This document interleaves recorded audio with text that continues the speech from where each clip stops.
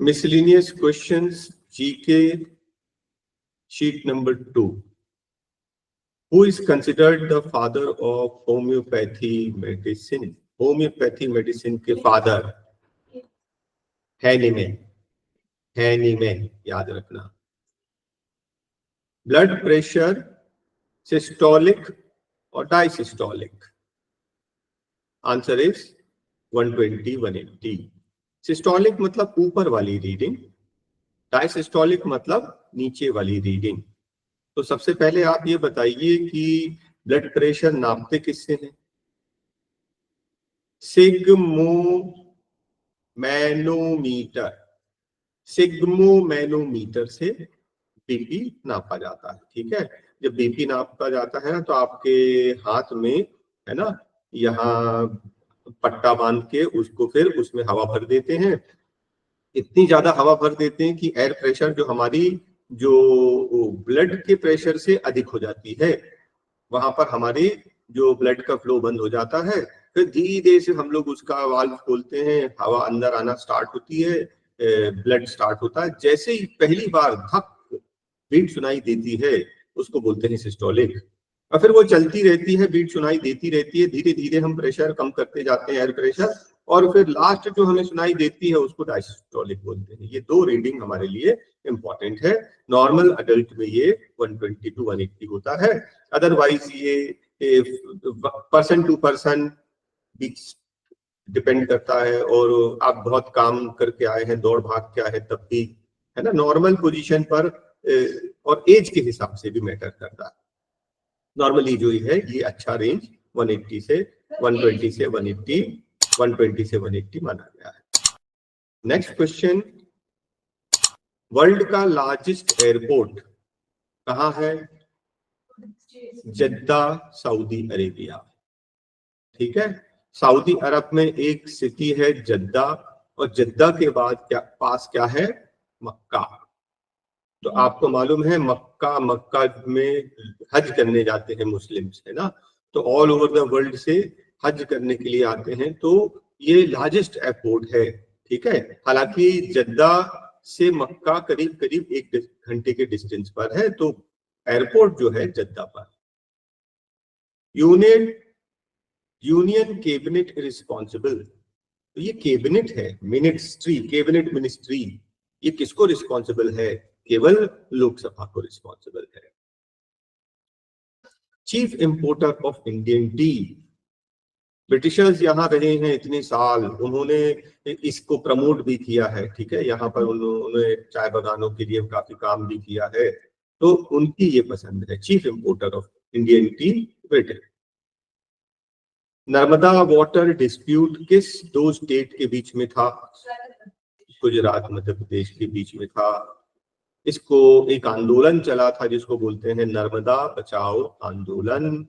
तो उस आंदोलन में जो कुछ सोशल एक्टिविस्ट थे जैसे कि मेघा पाटकर, वो भी जुड़ी हुई थी, और इसमें बाकी जो है फार्मर्स और जो ट्राइबल्स थे वो जुड़े हुए थे। कंसर्न ये था कि करीब करीब जो है 250 गांव, मतलब आधा लाख जनसंख्या इससे प्रभावित होने वाली है। उनके विस्थापन का प्रॉब्लम चल रहा था, उसके विरोध चल रहा था, है ना। और आपको फिर याद है कि नर्मदा रिवर पे ही गुजरात में एक डैम बनाया गया है, कौन सा? सरदार सरोवर डैम भी है ना। तो नर्मदा वाटर डिस्प्यूट जो है गुजरात और मध्य प्रदेश के बीच में था।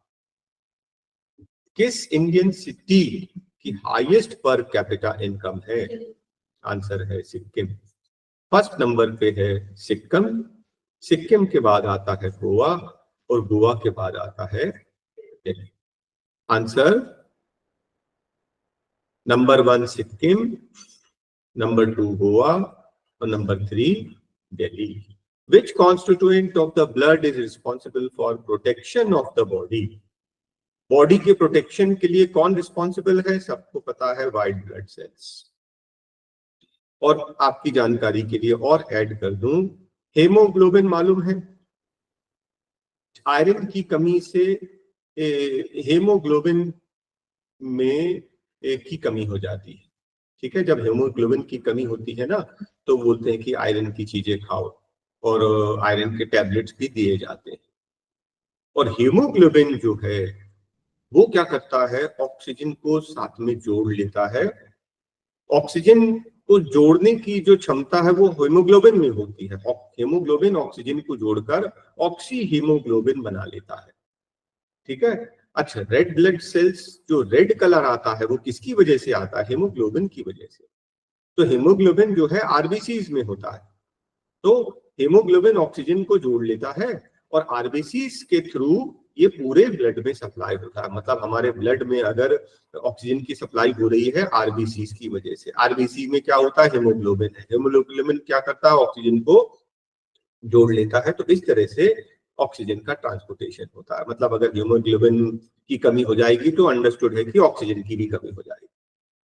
ब्लड प्लाज्मा तो आपको पता ही है क्या करता है। ये ब्लड प्लाज्मा क्लियर लिक्विड होता है। इस क्लियर लिक्विड में, ब्लड प्लाज्मा में क्या होता है? आरबीसीज भी होते हैं, डब्ल्यूबीसीज भी होते हैं और प्लेटलेट्स भी होते हैं। ठीक है। ये सब किस में होते हैं? ब्लड प्लाज्मा में।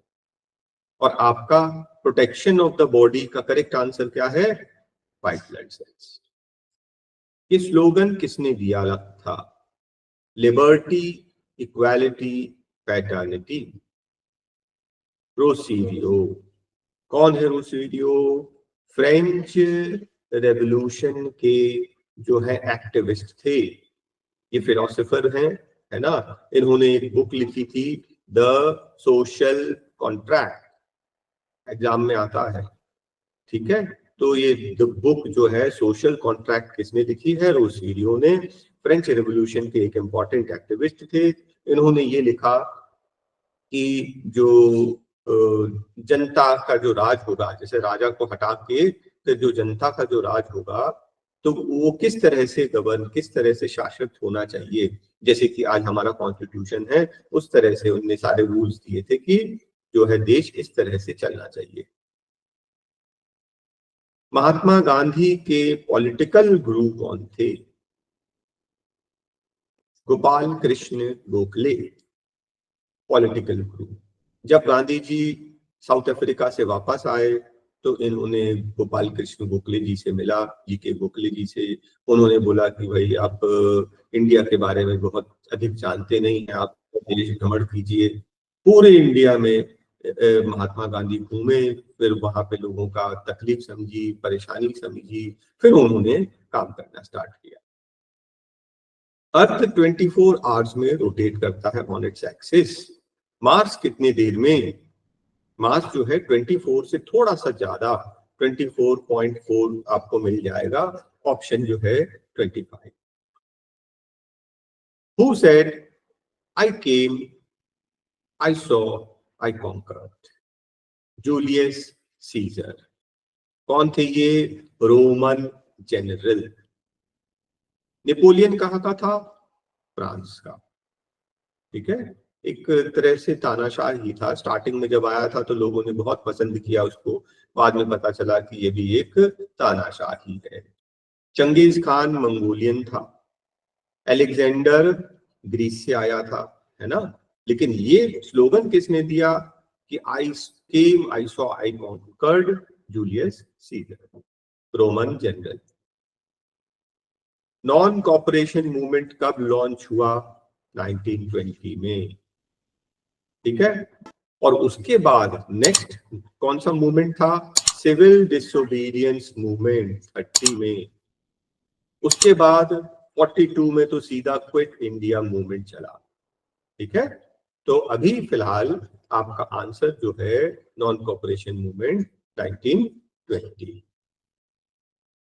चाइनीज रिपब्लिक 1911 में के फाउंडर सुन यत सेन।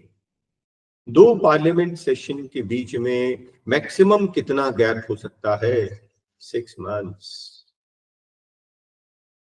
ऐसा कौन सा कंट्री है साउथ अफ्रीका का जो चारों तरफ से बाउंडेड है, सराउंडेड बाय साउथ अफ्रीका, मतलब कि लैंडलॉक्ड?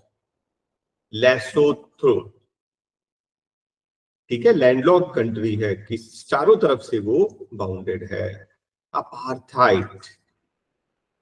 ये इसका मीनिंग क्या होता है? इसका मीनिंग होता है कि जो ब्लैक्स एंड व्हाइट का जो भेदभाव करते हैं उसको बोलते हैं apartheid. Convectional currents in the interior of the earth, ये कैसे होती है? ये जो डिफरेंट लेयर्स हैं उनके टेम्परेचर सबका अलग अलग होता है, इसकी वजह से कन्वेक्शनल करेंट्स आते हैं in the interior of the earth. Airport authority of India ने 5th इंटरनेशनल एयरपोर्ट कहाँ बनाया? यूपी में। डूरंड लाइन किसके बीच में है? पाकिस्तान अफगानिस्तान। डेसिमल सिस्टम किसने दिया? आर्यभट्ट। चाइना अपना न्यूक्लियर डिवाइस कहाँ टेस्ट करता है? लॉपनौर डेजर्ट है यहाँ। हाँ, लॉपनौर डेजर्ट। जैसे हम लोग कहाँ करते हैं? हम लोग राजस्थान में करते हैं, डेजर्ट में, है ना। Largest among the following super thermal power station India में सिंगरौली। कहाँ के लोगों ने कनाडा के साथ में रहना पसंद किया? यहाँ पर एक रेफरेंडम हुआ। असल में एक एरिया है जहां फ्रेंच स्पीकिंग लोग हैं, लेकिन उन लोगों ने वोट किया कि हम कनाडा के साथ में ही रहना पसंद करेंगे, क्यूबेक। साउथ हॉल कहाँ है? लंदन। काराकोरम हाईवे किस कंट्री को जोड़ता है? काराकोरम हाईवे चाइना पाकिस्तान, मतलब इंडिया के ऊपर से, है ना, कश्मीर के ऊपर से वहीं से इनने चाइना से पाकिस्तान उनने हाईवे बना डाला है, समझ रहे हैं। मोस्ट पावरफुल, सबसे ज्यादा पावरफुल कौन सा कंट्री का प्रेसिडेंट होता है? तो आपको पता ही है कि अमेरिकन प्रेसिडेंट। भास्कर 2 कहां से लॉन्च किया? तो सबसे पहले देखिए जरा कि इंडिया ने सबसे पहला जो सैटेलाइट बनाया वो हमने खुद नहीं बनाया, हमने किसी दूसरे कंट्री से बनाया, क्योंकि हमें इतना नॉलेज नहीं था, है ना। हम लोग तो 47 में आजाद हुए, जब तक तो बाकी सब कंट्रीज काफी एडवांस हो चुके थे। तो हमने अपना पहला सैटेलाइट दूसरे कंट्री से बनवाया। एक होता है सैटेलाइट बनवाना, दूसरी चीज होता है लॉन्च करना, और फिर लॉन्च भी दूसरे कंट्री से कराया। बनवाया भी दूसरे कंट्री से, लॉन्च भी दूसरे कंट्री से कराया। फिर एक समय ऐसा आया कि इंडिया ने सैटेलाइट खुद लॉन्च बनाना स्टार्ट कर दिया, लेकिन लॉन्च हम दूसरों से करवाते थे क्योंकि हमारे पास उतनी कैपेबिलिटी नहीं थी। फिर हमने खूब R&D किया, खूब रिसर्च डेवलपमेंट किया, फिर हमने अपना सैटेलाइट खुद बनाया, फिर हमने लॉन्च करना भी स्टार्ट किया। जब हमने लॉन्च करना स्टार्ट किया तो कई बार हम सक्सेसफुल हुए, कई बार हम फेल हुए, सीखा हमने। और फिर उस ड्यूरेशन में जो हम क्या करते थे, सबसे ज्यादा हम लोग ने रशिया से, उसका नाम था पहले सोवियत यूनियन, तो रशिया से लॉन्च कराते थे। उसके अलावा हमने फ्रेंच गुआना से भी लॉन्च कराया है, कई बार हमने USA से भी लॉन्च कराया है अपने सैटेलाइट्स। तो भास्कर 2 जो है वो हमने सोवियत कॉस्मोड्रोम, मतलब सोवियत यूनियन, रशिया से लॉन्च कराया था। इंडिया में स्टेट्स और यूनियन टेरिटरीज प्रेजेंट में कितने हैं? 28 हैं। सेंट्रल बजट का सबसे ज्यादा हिस्सा कहां से आता है? एक्साइज और कस्टम से। कौन सा ऐसा ओशन है जो मैक्सिमम कमर्शियल यूज के लिए है? Answer Atlantic ocean. First woman prime minister पूरे वर्ल्ड में, फर्स्ट थी श्री मावे, श्रीलंका की फर्स्ट थी। सेकंड जो थी पूरे वर्ल्ड की वो थी इंदिरा गांधी। ठीक है। इंडिया पाक बाउंड्री रिकमेंड किसने किया था? तो आपको याद होगा कि इंडिया पाक बाउंड्री का नाम है रेड क्लिफ लाइन, तो answer sir Radcliffe. Most populated country in the world, वो तो अब इंडिया हो गया है, चाइना से आगे बढ़ गए हम लोग। लेकिन डेंसली पॉपुलेटेड की बात करेंगे तो डेंसिटी, घनत्व जो है वो बांग्लादेश में, मतलब ज्यादा कम पॉपुलेशन तो है लेकिन उनका एरिया और कम है, उस वजह से उसका घनत्व ज्यादा हो जाएगा। डेंसिटी सबसे ज्यादा। सबसे ज्यादा शेड्यूल्ड कास्ट किस स्टेट में है? आंसर बिहार। लार्जेस्ट एरिया, सबसे बड़ा कंट्री साइज में, तो सभी को पता है कि यूएसएसआर। तो आपको पता होगा कि सबसे बड़ा एरिया में रशिया, रशिया से छोटा आएगा कनाडा, उससे छोटा आएगा यूएसए, यूएसए से छोटा कौन सा आएगा? चाइना, उससे छोटा ब्राजील, ऑस्ट्रेलिया और इंडिया। तो इंडिया जो है हमने पढ़ा था ना, 7th पोजीशन आता है area wise. USSR, United Soviet socialist Republic, पहले जो इकट्ठा था ना वो यूएसएसआर बोलते थे उसको। Smallest state Vatican city. Largest foreign exchange earner, हमको सबसे ज्यादा फॉरेन एक्सचेंज किससे मिलता है? टीके एक्सपोर्ट से। रिपब्लिक किसी कंट्री को कब बोलते हैं कि ये रिपब्लिक है?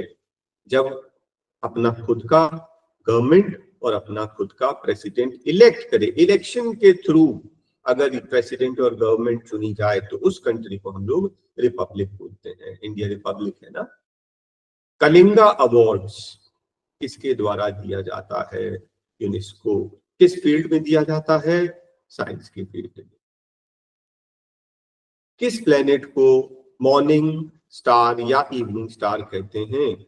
Answer is Venus. क्यों कहते हैं मालूम है? कि सुबह के वक्त और शाम के वक्त एक स्टार अच्छा ब्राइट शाइन करता दिखता है स्काई में, ठीक है। असल में वो स्टार नहीं है, वो प्लेनेट है वीनस। तो बिल्कुल तारा जैसे दिखता है और सुबह और शाम दिखता है, इसलिए इसका नाम पड़ गया मॉर्निंग स्टार और इवनिंग स्टार, ठीक है। अदरवाइज जो और इंफॉर्मेशन आपको बता दें, मरकरी सबसे छोटा प्लेनेट है, सबसे फास्टेस्ट रिवॉल्विंग प्लेनेट है। वीनस के बारे में हमने बोल दिया मॉर्निंग इवनिंग स्टार। उसके अलावा वीनस के बारे में मालूम है कि इसको येलो प्लेनेट भी बोलते हैं। ये हॉटेस्ट प्लेनेट है, ये ब्राइटेस्ट प्लेनेट है, ठीक है। ये स्लोवेस्ट रिवॉल्विंग, सबसे धीमे घूम रहा है, ठीक है। इसके ऊपर थिक क्लाउड्स हैं सल्फ्यूरिक एसिड के एटमॉस्फेयर है, ठीक है। और बाकी और अलग वीडियो में। मार्स को क्या बोलते हैं? Red planet. जुपिटर क्या होता है? लार्जेस्ट प्लेनेट, ठीक है।